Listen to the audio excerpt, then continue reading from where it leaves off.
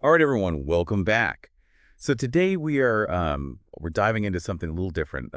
Courage of the Pride, finding your inner roar. Have you heard of this one? I have, yeah. It's been making the rounds. Yeah. What have you heard? Lots of buzz, you Yeah. know? People seem to be really connecting with this whole idea of like tapping into your inner lion to be more courageous and live more authentically. Yeah. It's funny, right? Like we think of lions as these fierce, powerful creatures, Yeah.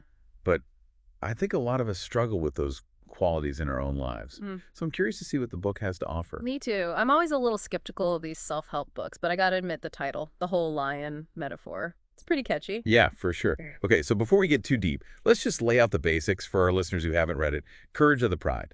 It essentially uses the lion as a metaphor to help people. Well, help us find that inner strength and courage to, take risks, face our fears, and ultimately live a more fulfilling life. Right. And it's not just about like roaring at your problems. It's about, well, it delves into these different aspects of a lion's life, like their pride, their hunting strategies, their resilience, and tries to draw parallels to how we can apply those same principles to our own lives. Okay, so let's start with that whole pride thing. I mean, lions are social creatures.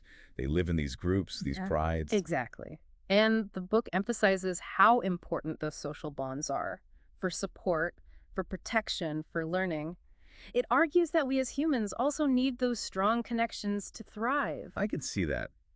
But doesn't that kind of contradict the whole inner strength idea? Like, shouldn't we be focusing on developing our own individual courage? That's a good point. But I think the book's message is more about balance. It's not saying we should be completely dependent on others, but rather that having a supportive network can help us build that inner strength. Okay, that makes sense. So it's like you need that solid foundation of support to then go out and face your fears and take risks. Exactly. It's about building both a strong internal compass and a supportive external network. Got it. So the book also talks about these practical strategies, not just like feel-good inspiration. Right. Yeah. It does. It's got all these exercises and techniques you could actually use in your daily life to like confront your fears, build resilience, that kind of thing. Okay, I'm intrigued.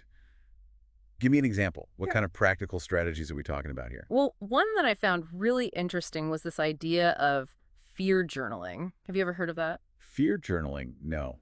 Tell me more. It's pretty simple, basically. Instead of trying to ignore your fears, you write them down, get them out of your head and onto paper. Hmm. Okay, I can see how that could be helpful. But wouldn't that just make them feel more real? Maybe, but there's a twist. You don't just write down the fear itself. You also write down what you would gain by overcoming it. Ooh, I like that. So it's like shifting your perspective, Mm. focusing on the positive instead of just dwelling on the negative. Exactly. And it can be really powerful because oftentimes our fears are based on these imagined worst case scenarios. But when you actually force yourself to think about the potential benefits of facing those fears, it can really help you take that first step. I'm gonna have to try that. I tend to get stuck in my head overthinking everything. So maybe this would help me get unstuck. It's definitely worth a shot.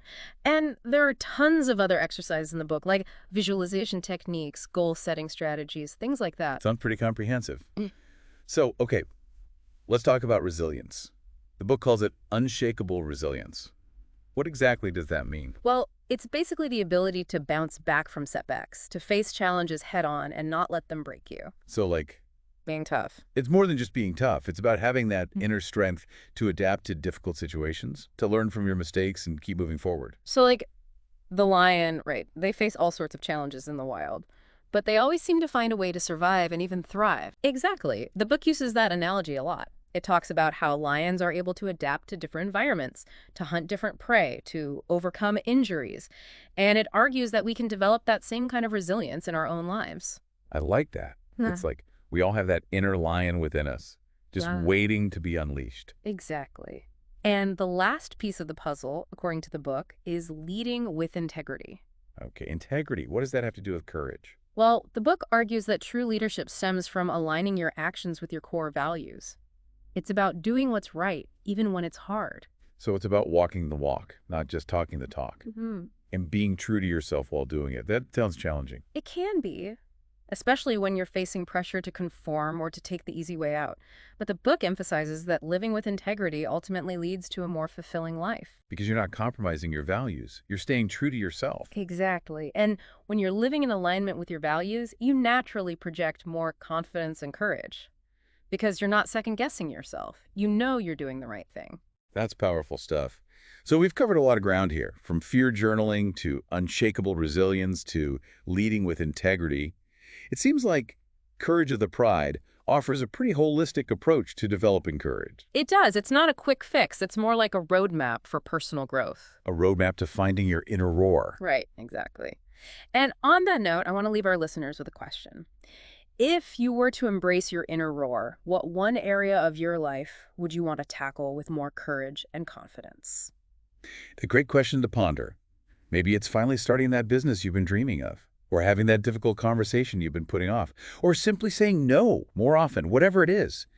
We encourage you to really think about it and to use the insights from Courage of the Pride to help you take that first step. And remember, you don't have to be fearless. You just have to be willing to take that first step, even if it's a small one. And remember, we're all in this together.